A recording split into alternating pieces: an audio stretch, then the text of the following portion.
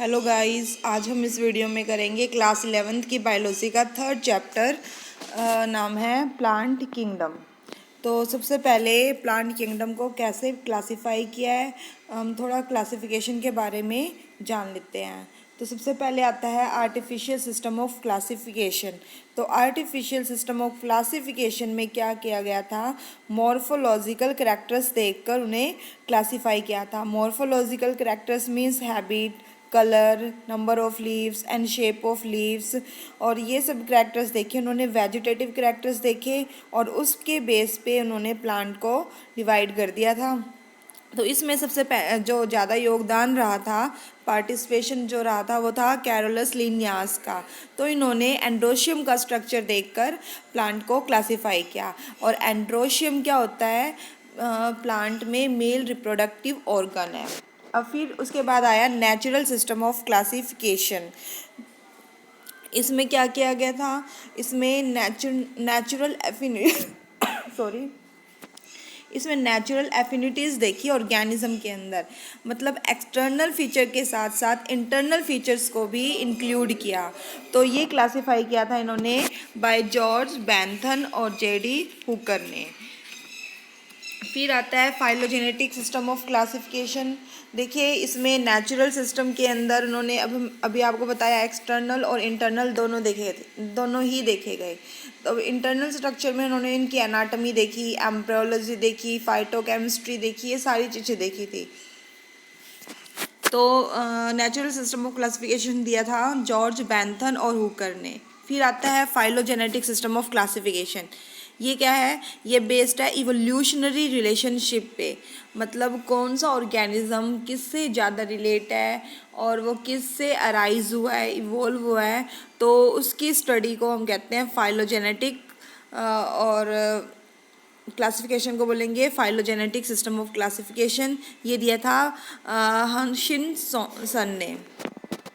फिर आता है न्यूमेरिकल टैक्सोनॉमी। न्यूमेरिकल टैक्सोनॉमी में कंप्यूटर को यूज़ किया गया था। मतलब उन्होंने सभी जितने भी ऑब्जर्वेबल करैक्टर्स थे उन सबको एक नंबर और एक कोड दे दिया था सभी करैक्टर्स को, ताकि हम एक ही बारी में सारे के सारे करैक्टर्स देख सकें। मान लो कोई नई स्पीसीज हमें मिली है, फाइंड आउट हुई है, तो हम क्या करेंगे, उसके जो करैक्टर्स है, जैसे फ्लावर्स कैसे है, उसके अंदर कितनी वर्ल्स हैं, क्या है, कैसे दिखाई दे रहा है, उनके जो भी करैक्टर्स हैं, तो हम उसी की टाइप का, हम वो नंबर ऑफ कोड हमें पता है, तो हम उसे ओपन करेंगे और मैच करेंगे किसके साथ ये मैच कर रहा है। जितने भी फ्लावर्स के कोड्स हैं उनको ओपन करके हम मैच करेंगे किस कैटेगरी के साथ ये बिलोंग करता है। अगर किसी के साथ बिलोंग करता होगा तो हम उसको में प्लेस कर रख देंगे उसे, नहीं तो फिर हम इसे एक नई जगह, उसको लोकेशन देंगे। तो ये है न्यूमेरिकल टैक्सोनॉमी। एक के बारे में हम ज़्यादा स्टडी कर सकते हैं। तो एडवांटेज इसका यही है, each character gets equal importance and a number of characters can be consider. तो हम बहुत सारे करेक्टर्स को कंसिडर कर सकते हैं और सभी करेक्टर्स को इक्वल इम्पोर्टेंस दे सकते हैं। फिर आता है साइटोटैक्सोनॉमी। इसमें क्या होता है, साइटोलॉजिकल इन्फॉर्मेशन के बेस पे है। साइटोलॉजिकल मीन्स सेल के, जैसे उसके अंदर कितने क्रोमोसोम नंबर है, उसका स्ट्रक्चर कैसा है, उसका बिहेवियर कैसा है, उसके बारे में उसके बारे में पता चलता है हमें। फिर आता है कीमोटैक्सोनॉमी। ये किसके पर बेस्ड है, chemical constitute of the plant. मतलब कोई चीज़ किससे मिलकर बनी हुई है, तो उस पे बेस्ड क्लासिफाई किया था। ठीक है, अब जो प्लांट किंगडम है उसको हमने algae, bryophytes, pteridophyte, gymnosperm, angiosperm, इनमें क्लासिफाई किया है। तो सबसे पहले हम करेंगे एल्गी। तो एल्गी क्या है, तो यहाँ पे कुछ इम्पोर्टेंस बताई गई है एल्गी की, हम पहले वो कर लेते हैं और फिर मतलब सभी कैरेक्टरिस्टिक्स करेंगे हम। तो at least half of the total carbon dioxide fixation on earth carried out by them. मतलब जो कार्बन डाइऑक्साइड जो फिक्स हो रही है हमारी अर्थ पे, कम से कम ये हाफ जो है कार्बन डाइऑक्साइड को फिक्स करती है। तो ये क्या हुआ, कार्बन डाइऑक्साइड को फिक्स कर दिया है, तो ये क्या रिलीज़ करेगी, ऑक्सीजन। तो मतलब ये इन्वायरमेंट में ऑक्सीजन के लेवल को इंक्रीज़ करने में हेल्प कर रही है एल्गी। तो कुछ स्पीसीज है लैमिनेरिया सरगासम, इसे हम एज ए फूड जो है यूज़ करते हैं। और फिर उसके बाद आता है अगार। अगार किससे मिलता है, जैलेडियम से और ग्रेसिलेरिया से। इसका यूज़ कर रहे हैं आइसक्रीम और जेलीज के रूप में। अगार का हम यूज़ आप आगे करोगे, जो डीएनए फिंगरप्रिंटिंग होता है उसके अंदर जो जेल हम डालते हैं उसमें भी इसका यूज़ किया जाता है। फिर है एल्जिन, ये इसका ये ब्राउन एल्गी से ऑब्टेन होती है, और इस कैरोज़ोन और रेड एल्गी से ही भी ऑब्टेन हो रही है, और कमर्शियल यूज़ कर रहे हैं हम एल्जिन का। और ये क्लोरेला एंड स्पाइरुलिना, ये यूनिसेलुलर एल्गी है, और इसमें प्रोटीन्स काफ़ी ज़्यादा मात्रा में होता है, और इसका यूज़ करते हैं स्पेस ट्रैवलर। अब इनकी क्लासिफिकेशन, तो एल्गी जो है वो कुछ देखिए उसमें यूनिसेलुलर है, और कुछ जो है मल्टीसेलुलर भी एल्गी प्रेजेंट है। तो यूनिसेलुलर एल्गी क्लैमिडोमोनास, और जो कॉलोनी में प्रेजेंट है वोल्वक्स, और जो फिलामेंटस लाइक स्ट्रक्चर होता है उसका नाम है स्पायरोगायरा। ठीक है सॉरी, जो एल्गी है वो उसका स्ट्रक्चर कैसा होता है, सिंपल होता है। थैलॉइड, थैलॉइड मीन्स क्या होता है, मतलब जो डिफ्रेंशिएट ना हुआ हो true root stem and leaves में, तो हम उसे कहते हैं थैलॉइड स्ट्रक्चर। ठीक है, और ये कहाँ कहाँ है, ये सभी जगह मिलती है, वाटर में, सॉइल पे, वुड पे, सभी जगह प्रेजेंट होती है और हेल्प करती है। अभी हमने इसका बेनिफिट किया था, कहाँ कहाँ इसका यूज़ हो रहा है, सिग्निफिकेंस, तो उसमें आपने किया था कि help in carbon dioxide fixation.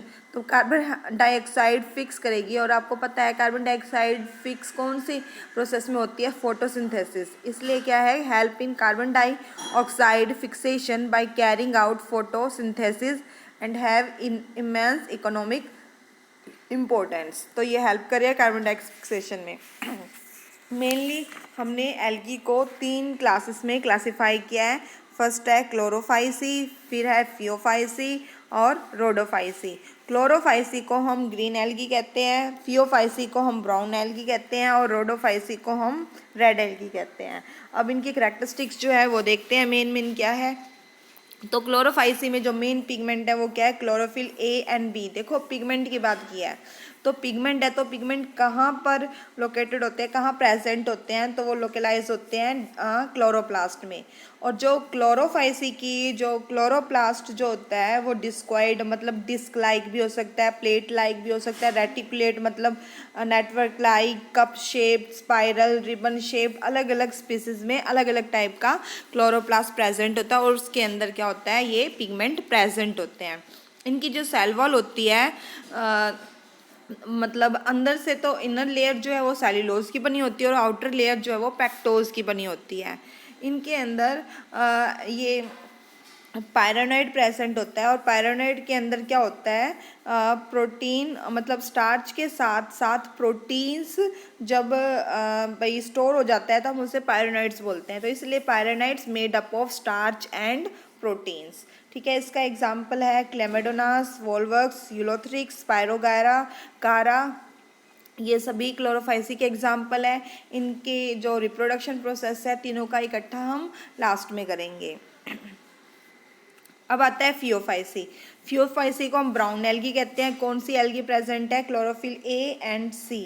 तो इसके अंदर इनके साथ साथ मतलब जो इनका कलर जो है ना वो वेरी करता रहता है, ग्रीन ऑलिव ग्रीन से मतलब वेरियस शेड ऑफ ब्राउन, मतलब ये ऑलिव ग्रीन से ब्राउन तक जो पिगमेंट मतलब ब्राउन कलर का दिखाई देता है।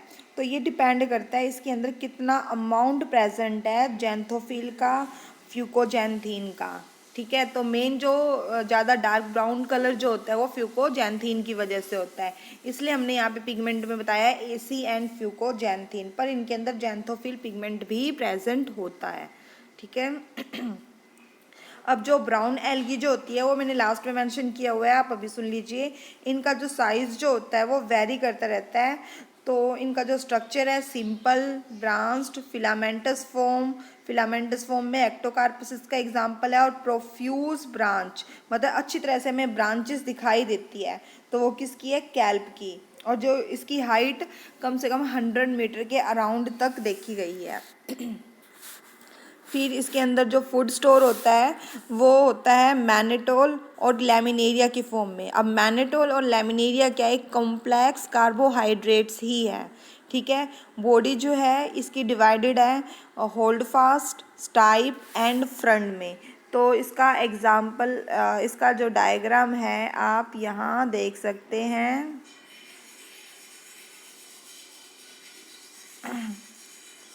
देखो फ्रंट, स्टाइप और होल्ड फास्ट का है ना आपको, तो होल्ड फास्ट क्या करता है, अटैचमेंट में हेल्प करता है, सबस्ट्रेटम के साथ ये अटैच रहता है।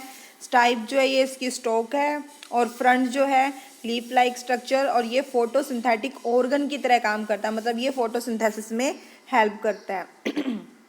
तो ऊपर वाले जो 3 दिखाई दे रहे हैं ये है क्लोरोफाइसी का एग्जाम्पल, ठीक है। और फिर उसके बाद जो हमें नीचे दिखाई दो, जो सेकंड उसमें दिखाई दे रहे हैं वो है हमारा ब्राउन एल्गी का एग्जाम्पल। तो ग्रीन एल्गी में जो फर्स्ट है ए, वो वोल्वक्स है, अभी हमने क्या था कॉलोनीज में होते हैं। जो सेकंड है वो क्लेमाडोनास है, और जो थर्ड है वो कारा है। और जो आप बी वाले पोर्शन में देख रहे हैं ब्राउन एल्गी, लेमिनीरिया, फ्यूकस, और ये लास्ट सी वाला है डिप्टियोटा। और ये है रेड एल्गी का एग्जाम्पल, पोरफायरा और पोलीसिफोनिया, ठीक है। अब हम आगे और देखते हैं। अभी हमने फियोफाइसी किया है, अब हम रोडोफाइसी करेंगे। तो रोडोफाइसी को हम कहते हैं रेड एल्गी, और इसके अंदर क्या है, इनके अंदर रेड पिगमेंट होता है, और जो मेन अमाउंट में जो पिगमेंट होता है वो कौन कौन से हैं, chlorophyll a, d and r, phycoerythrin, ठीक है। और ये कहाँ फाउंड होता है, ग्रेट डेप्थ इन ओशन, मतलब बहुत ही डीपली ये मतलब वहाँ पे लोकेटेड होता है, बिल्कुल नीचे ओशन के अंदर। सेल वॉल जो है वो भी सेलुलोज की बनी होती है, और रिजर्व फूड मटेरियल है इसके अंदर फ्लोरिडीन और स्टार्च। और इसका एग्जाम्पल है पोलीसिफोनिया, पोरफायरा, जेलिडियम। अब हम करेंगे रिप्रोडक्शन इन एल्गी। तो इसमें रिप्रोडक्शन कैसे होता है, तो एल्गी का जो रिप्रोडक्शन है वो कैसे है, वेजिटेटिव रिप्रोडक्शन जो है वो है फ्रैगमेंटेशन, मतलब वो टूट जाएंगी, तो वो न्यू ऑर्गेनिज्म, मतलब टूटने के बाद जो फ्रैगमेंट है वो न्यू ऑर्गेनिज्म डेवलप करेंगे। जैसे पानी के अंदर रहती है तो पानी के बहाव से ही टूट जाती है, तो फिर वो क्या है, न्यू ऑर्गेनिज्म डेवलप होती रहेगी, मतलब न्यू एल्गी डेवलप होगी। इसलिए हम देखते हैं कि पानी में जल्दी से जल्दी क्या है, एल्गी स्प्रेड हो जाती है। फिर एसेक्सुअल रिप्रोडक्शन स्पोर्स के थ्रू हो रहा है, ठीक है। तो स्पोर्स के नाम क्या है, जूस स्पोर्स। जूस स्पोर्स बोला है तो क्या है, ये मोटाइल होंगे। और देखो क्लोरोफाइसी में फ्लैजिलेटेड जूस स्पोर्स के थ्रू एसेक्सुअल रिप्रोडक्शन होता है, और फियोफाइसी में बाईफ्लैजिलेटेड जूस स्पोर्स के थ्रू एसेक्सुअल रिप्रोडक्शन होगा। बाईफ्लैजिलेट का मतलब क्या है, 2 फ्लैजिला प्रेजेंट है, ठीक है। तो Chlorophyceae means green algae, Phaeophyceae means होती है ब्राउन एल्गी। अब जो रोडोफाइसी है उनके अंदर कैसे होता है, इनके अंदर जो स्पोर्स है वो नॉन मोटाइल है, उसके थ्रू क्या होगा, एसेक्सुअल रिप्रोडक्शन होगा। और सेक्सुअल रिप्रोडक्शन किसी में भी हो तो वो क्या है, आइसोगैमस, एनाइसोगैमस और ऊगैमस, ठीक है। ये 3 टर्म यूज़ करते हैं हम सेक्सुअल रिप्रोडक्शन के लिए। तो क्लोरोफाइसी और फियोफाइसी में इन तीनों के थ्रू जो हो रहा है सेक्सुअल रिप्रोडक्शन हो रहा है, और रोडोफाइसी में नॉन मोटाइल गैमेट्स के थ्रू सेक्सुअल रिप्रोडक्शन होता है। तो मतलब क्लोरोफाइसी और फियोफाइसी में मोटाइल भी हो सकते हैं गैमेट्स, और रोडोफाइसी में क्या है, नॉन मोटाइल होंगे। अब आइसोगैमस, आइसो मीन्स होता है सेम, और गैमेट्स मीन्स गैमेट्स जो है वो जो साइज़ जो होगा उनका वो सेम साइज़ का होगा, और एनाइसो मीन्स होता है डिफरेंट, तो मतलब जो गैमेट्स का साइज़ होगा वो डिफरेंट होगा। तो इनकी अब डेफिनेशन देख लेते हैं हम। देखिए आइसोगैमस क्या is a type of sexual reproduction in which male and female gamete have similar morphology, मतलब जो उनकी शेप और साइज़ है वो सेम होगी। और एनाइसोगैमस में क्या होता है, इसके अंदर gametes are dissimilar in shape और साइज। जो मेल गैमेट होगा वो फीमेल गैमेट से देखने में अलग सा होगा। और oogamous क्या है, ये भी एनाइसोगैमस की ही टाइप है। इसके अंदर भी मेल गैमेट फीमेल गैमेट से अलग दिखाई देता है, हम उसको डिफ्रेंशिएट कर सकते हैं। बट इसमें क्या है, जो फीमेल गैमेट जो होंगी वो नॉन मोटाइल होंगी और जो मेल गैमेट है वो मोटाइल है। और इसके बारे में आपको बता दिया था ना, सॉरी, फियोफाइसी के अंदर अगर गैमेट्स पायरीफॉर्म में होता है तो पियर शेप में है तो हम उसे पायरीफॉर्म बोलते हैं, ठीक है। और साइज़ के बारे में आपको बताया था, फियोफाइसी में वेरिएबल साइज़ होता है और ये सिंपल से लेकर ब्रांच्ड तक हमें दिखाई देते हैं। और कैल्प जो है उसमें इसकी जो हाइट है वो 100 मीटर्स के अराउंड है। और ये डायग्राम आप पहले देख चुके हो। आई होप आप ये एल्गी अच्छी तरह से समझ गए होंगे। तो आगे हम ब्रायोफाइट्स करेंगे नेक्स्ट वीडियो में। Thank you.